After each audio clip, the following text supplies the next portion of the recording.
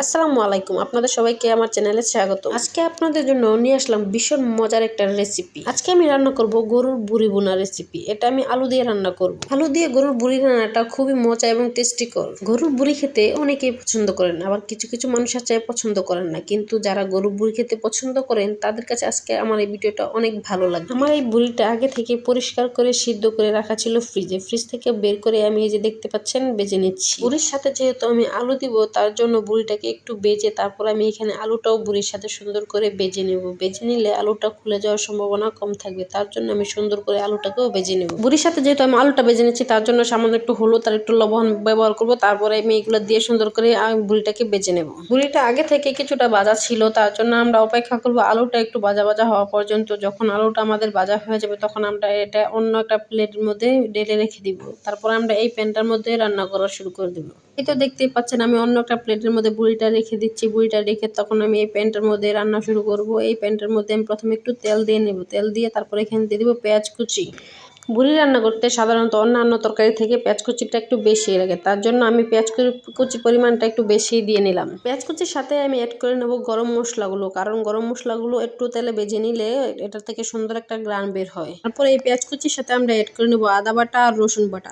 আদা বাটা আর রসুন বাটাকে একটু পেঁয়াজের সাথে তেলের মধ্যে ভেজে নিতে হবে, কারণ আদা বাটা রসুন বাটার একটা কাঁচা ফ্লেভার আছে। এই ফ্লেভারটা যখন চলে যাবে তখন আমরা এখানে অ্যাড করে দেবো একটু পানি। আপনারা হয়তো বা ভাবতে পারেন পানি কেন অ্যাড করলাম, আসলে এখন আমি গুঁড়ো মশলাগুলো অ্যাড করবো, আর গুঁড়ো মশলা অ্যাড করা গেলে এই মশলাটা পুড়ে যাওয়ার সম্ভাবনা থাকে। তার জন্য আগে যদি একটু পানি দিয়ে নিই তাহলে মশলাটা পুড়ে যাওয়ার সম্ভাবনাটা থাকবে না। এখন আমি এখানে অ্যাড করে দিব গুঁড়ো মশলাগুলো, হলুদ, মরিচ আর ধনিয়া গুঁড়ো, আর সাথে দিব জিরের গুঁড়ো। এখানে আমি দিয়ে সুন্দর করে এটাকে পেঁয়াজের সাথে নেড়েচেড়ে মিশিয়ে নেব। তারপর আমি এখানে অ্যাড করে দিব সামান্য পরিমাণ লবণ, মানে যে পরিমাণ লবণ প্রয়োজন আছে। আমি যেহেতু আগে আলুর সাথে লবণ দিয়ে নিয়েছিলাম, তার জন্য অল্প পরিমাণ দিলাম। পরবর্তীতে আমি চেক করে প্রয়োজন হলে আরও দিয়ে নেব। একটা জিনিস খেয়াল রাখবেন, মশলাটাকে কিন্তু খুব ভালোভাবে কষাতে হবে। মনে রাখবেন তরকারির আসল মজাই হচ্ছে মশলা কষানোর মধ্যে। মশলা যত ভালো করে কষাবেন তরকারিটার স্বাদ ততটাই বেড়ে যাবে। তার জন্য দেখতেই পাচ্ছেন আমি মশলাটাকে অনেক ভালো করে কষিয়ে নিয়েছি। মশলা থেকে যখন তেলটা একদম ছেড়ে দিয়েছে তারপরে আমি এখানে অ্যাড করে দিয়েছিলাম আমার আগে থেকে বেজে রাখা বুড়ি আর আলুগুলো দিয়ে এখানে একটু নেড়ে নেব। তারপরে আমি এখানে অ্যাড করে দেবো পানি। যে পরিমাণ পানি আমরা দিব আলুটা সিদ্ধ হওয়ার জন্য, কারণ বুড়িটা আগে থেকে আমাদের ভাজা ছিল সিদ্ধ করা সুন্দর মতন। আর এখানে যেহেতু আলুটা কম সিদ্ধ ছিল, তার জন্য আলুটা যতক্ষণ পর্যন্ত না সিদ্ধ হবে ততক্ষণ পর্যন্ত আমাদের ডেকে রান্না করে নিতে হবে। ঢাকনাটা তুলে তুলে মাঝে মধ্যে নেড়ে নেবেন, কারণ যাতে প্যানের সাথে তরকারিটা না লেগে যায়।